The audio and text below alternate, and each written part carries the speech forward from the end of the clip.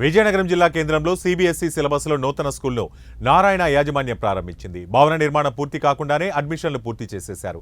తల్లిదండ్రుల వద్ద నుంచి లక్షల రూపాయలు వసూలు చేసింది యాజమాన్యం. అలాగే భవన నిర్మాణం అసంపూర్తిగా ఉండగానే కరెంటు నీరు లేకుండానే పరజాలు తొలగించకుండానే స్కూలు ప్రారంభించడం మంచిది కాదని, అలా పిల్లల ప్రాణాలతో చెలగాటం ఆడటమేనని విజయనగరం పట్టణ పౌర సంక్షేమ సంఘం కార్యదర్శి రెడ్డి శంకర్రావు అన్నారు.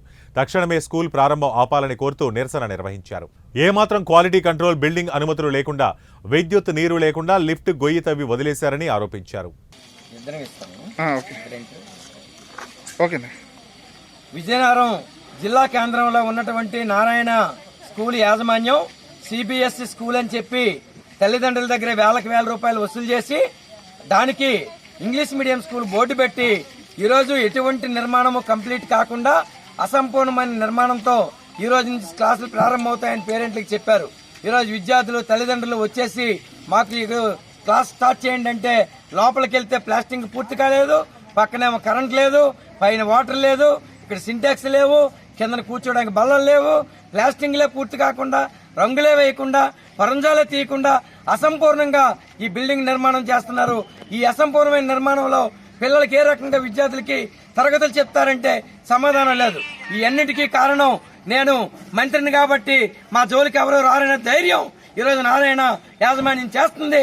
కాబట్టి దీనికి సమాధానం రాష్ట్ర మంత్రి నారాయణ గారు సమాధానం చెప్పాలి. విద్యాశాఖ మంత్రి లోకేష్ గారు దీనికి సమాధానం చెప్పాలి.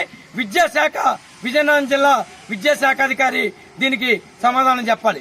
రెండోది, ఈ రోజు అనుమతులు, కరెంట్ ఈ రోజు వరకు ఓపెన్ కాలే, మా ముందు అయ్యి వచ్చాడు. కరెంట్ అనుమతి లేకుండా, క్వాలిటీ కంట్రోల్ అనుమతి లేకుండా, బిల్డింగ్ సంపూర్ణంగా పూర్తయిందని చెప్పి డిఏ అనుమతి ఇవ్వకుండా, విద్యాశాఖ అనుమతి ఇవ్వకుండా ఎలా నిర్వహిస్తారు క్లాసులు? లేదు, మీరందరూ అనుమతులు ఇస్తే మీరందరూ శిక్షార్హులే.